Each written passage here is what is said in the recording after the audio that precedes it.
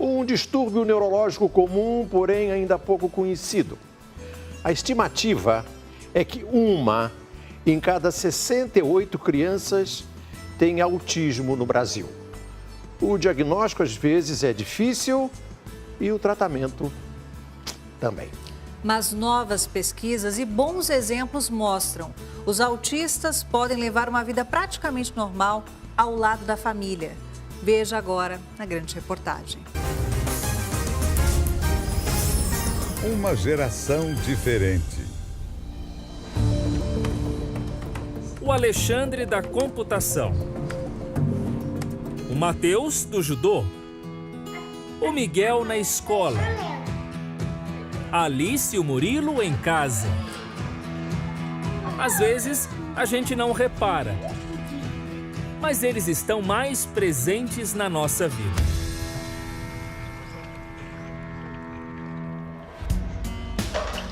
Estes são os gêmeos Murilo e Alice. Oi. Eles têm 2 anos de idade.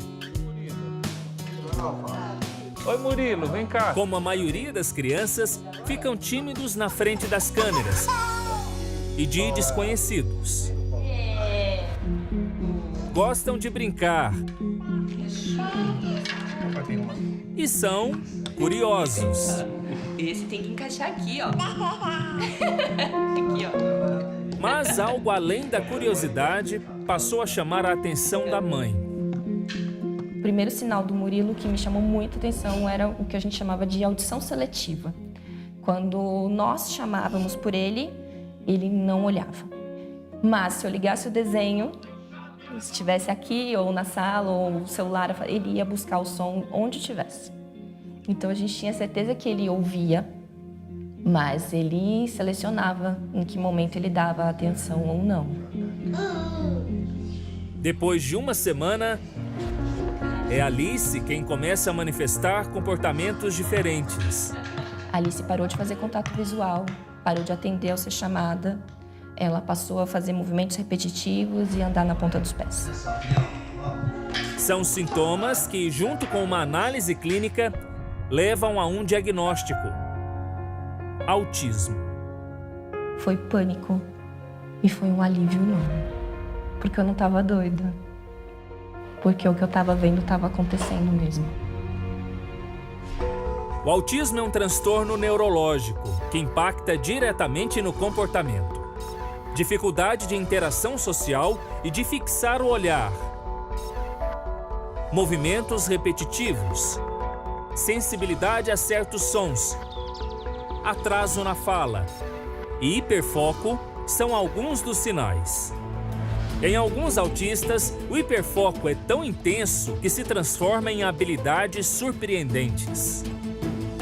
É o caso de um menino norte-americano de 11 anos. Ele desenhou o mapa mundi de cabeça.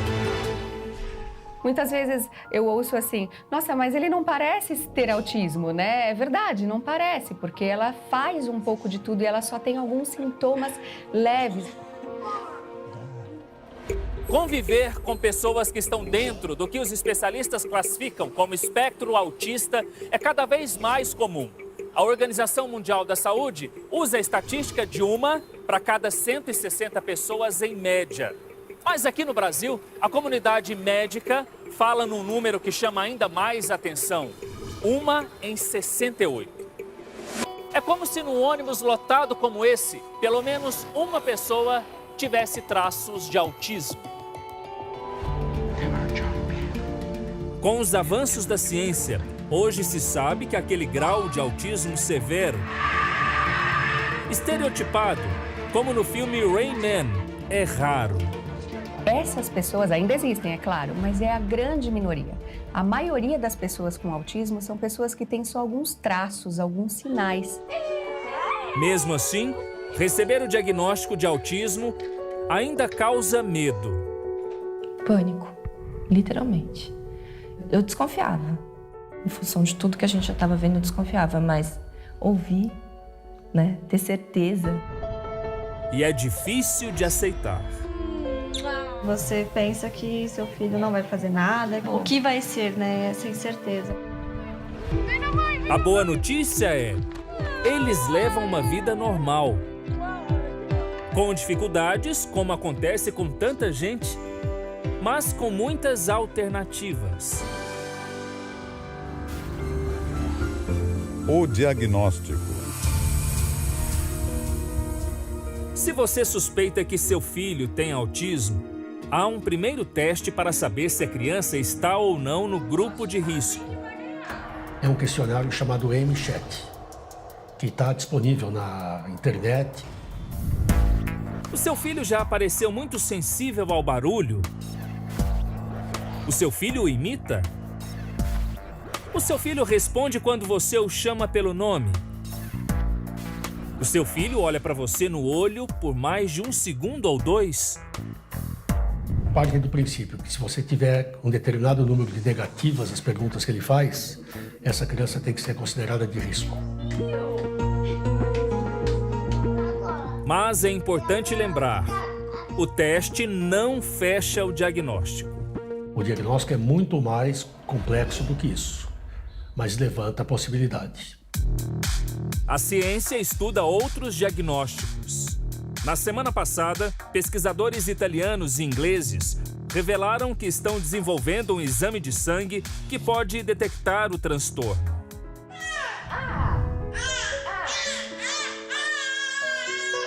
Hoje, aos 2 anos de idade, Alice e Murilo ainda não falam. Você sente falta de ouvir? Às vezes minha filha tá muito angustiada, tá chorando muito, e eu queria ouvir dela o que é, o que tá acontecendo, o que dói, o que não dói, o que... E não consigo. Mas a gente vai chegar lá. Tenho fé que vai. Alice e Murilo estão em tratamento. Hoje ele interage melhor com a gente, brinca com a gente. Não muito, mas brincam um pouquinho ali, aqueles 2, 3 minutos que não existiam. Hoje nós vamos fazer um passeio de meninos, um rolê de homem, não é verdade? Sim. O apresentador Marcos Mion, pai de um filho autista, sempre que pode, também fala sobre a experiência dele. Recentemente, Mion publicou em suas redes sociais uma mensagem de apoio aos pais. Um conselho fundamental para todos que me procuram. Ame seu filho autista, muito mais do que a si mesmo. Quem não faz parte da nossa comunidade pode não achar, mas não é simples o que eu estou falando. O ator Sylvester Stallone demorou a lidar bem com o transtorno do filho caçula. Depois, a exemplo de Rock, seu personagem mais marcante, lutou bravamente para oferecer a ele tratamento.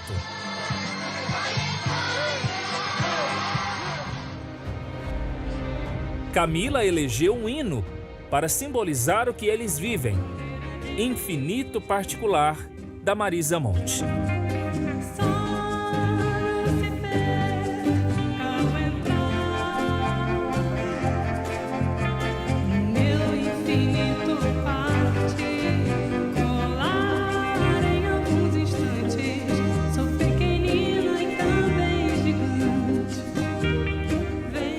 Tem uma imensidão acontecendo aqui dentro. Uma imensidão. De sensações, de emoções, de gratidão, de tudo. É literalmente o infinito, o nosso infinito aqui dentro. Conhecer este infinito o quanto antes pode ser decisivo na vida de uma pessoa autista. Mateus tem 5 anos.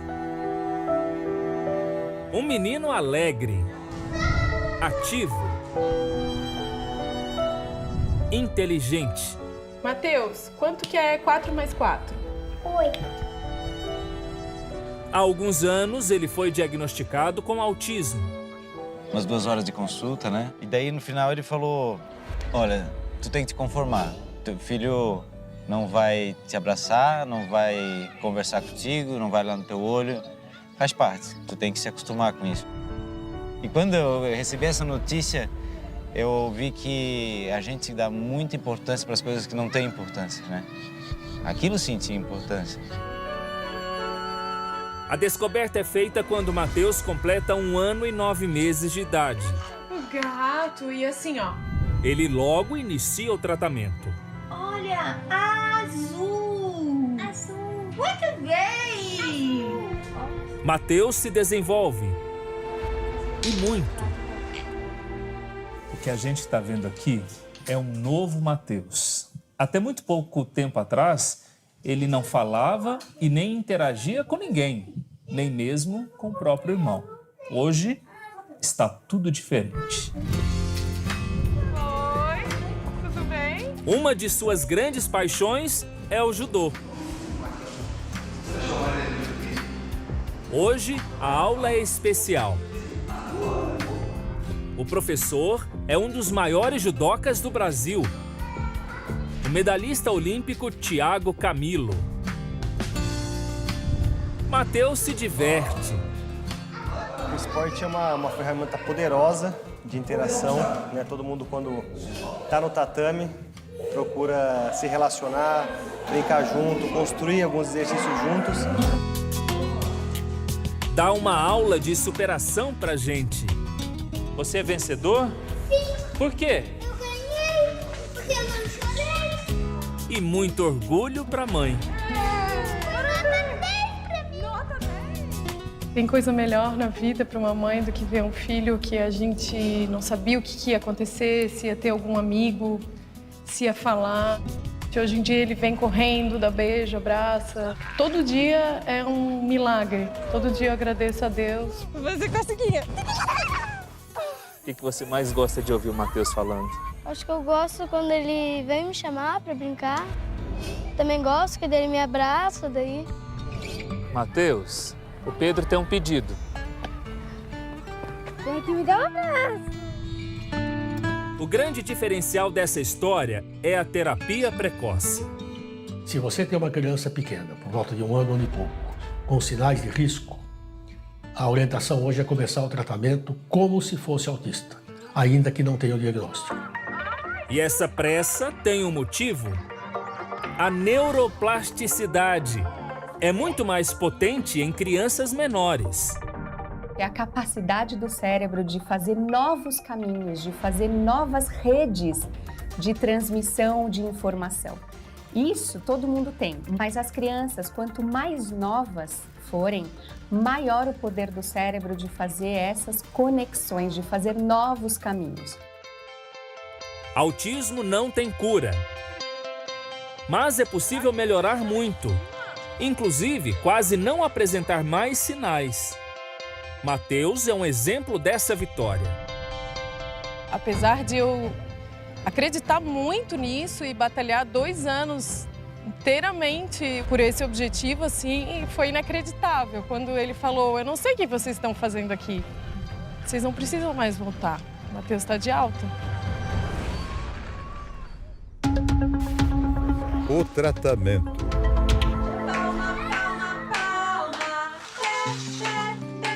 Mas afinal, como funciona esta terapia? A terapia parece uma brincadeira. Quem olha de fora vê a criança se divertindo em alguns momentos. Esta brincadeira é intencional. E o objetivo é atingir as áreas do cérebro que precisam ser estimuladas. O cérebro de todas as pessoas é dividido em várias áreas responsáveis pela linguagem, atenção, socialização. Todas elas se relacionam, se conectam. As informações que recebemos são passadas de um neurônio a outro através de um processo chamado sinapse. Na pessoa com autismo, essas sinapses não recebem as informações da mesma maneira que um cérebro padrão. Pode haver atraso ou uma superestimulação. Este grupo encontrou nas terapias um caminho de esperança. É cansativo, mas é o melhor resultado que a criança pode ter. Você vai conhecendo mais, você vai conhecendo seu filho, se tranquilizando com o tratamento e vê que não é tão complicado assim. Você tem esperança?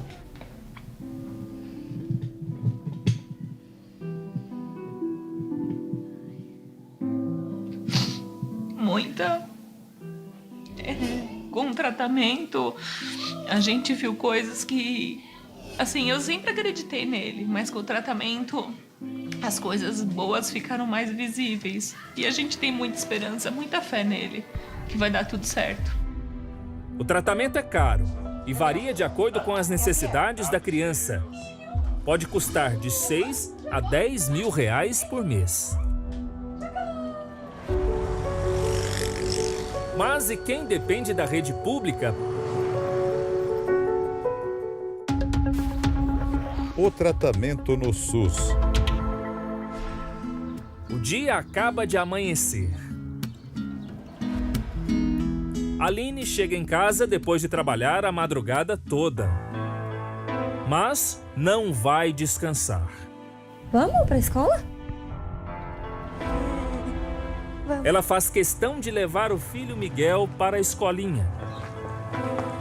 Há mais de um ano, Aline descobriu que ele tem autismo.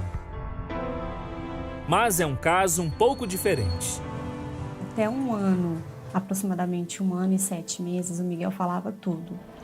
Ele formava frases e ele conseguia se comunicar com a gente. Quando chegou no mais ou menos aproximadamente 1 ano e 8 meses, ele acordou totalmente sem falar mais nada. Existe uma porcentagem de crianças dentro do espectro do autismo, em torno de 1/3, que se desenvolveram normalmente até uma certa idade e, a partir dessa idade, perdem suas habilidades, tanto do ponto de vista de comunicação, como do ponto de vista de interação social. O autismo pode se manifestar de diversas maneiras. A causa ainda é um mistério para a ciência. Existem possíveis causas, né, suspeitas de por que existe a causa do autismo. De uma forma geral, eu diria para você que, sem dúvida, a causa é genética. Agora, qual é exatamente a genética que leva ao autismo? Provavelmente tem uma genética por trás que a gente ainda não conhece. Aline e Guilherme procuram ajuda em um posto de saúde da rede pública. O primeiro contato, segundo eles, é traumático. E a gente falou que do dia pra noite apresentou esse regresso na fala e ele olhou pra mim e falou que era a chupeta. Que eu deixava ele com a chupeta e a chupeta que tava fazendo isso. E não foi desse jeito que eu tava falando pra você. Ele falou gritando, ele falou alterado mesmo. Você saiu de lá sem ajuda. Arrasado.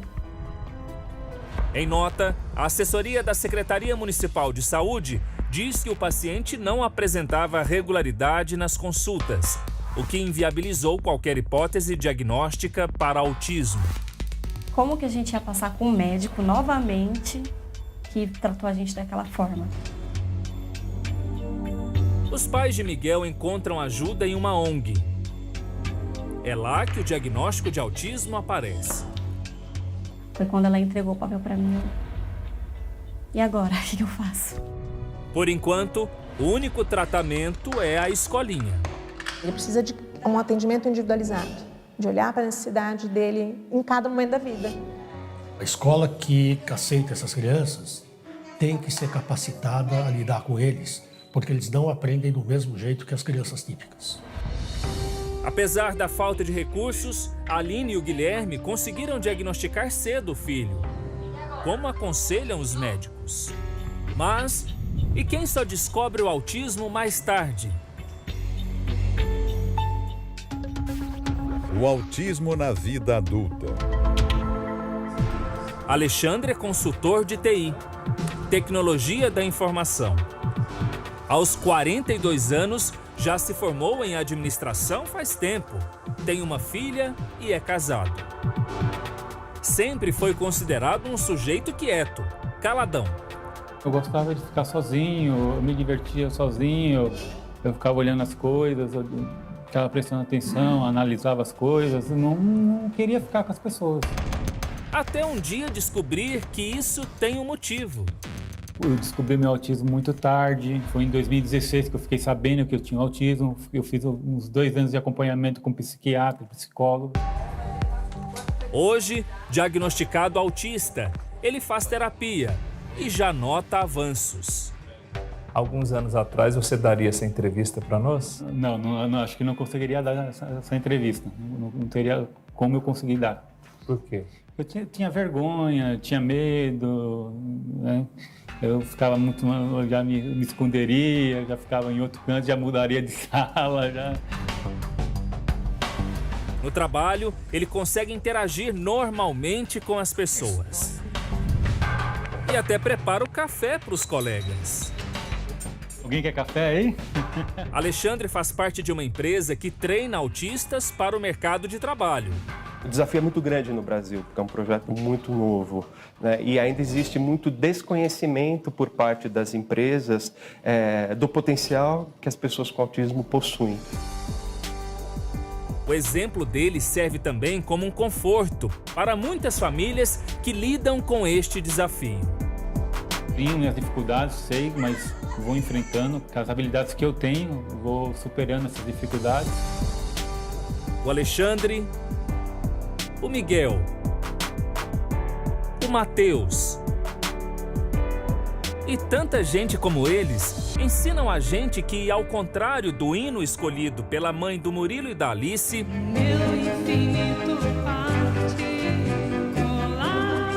este infinito não é tão particular. É cada vez mais de todos nós.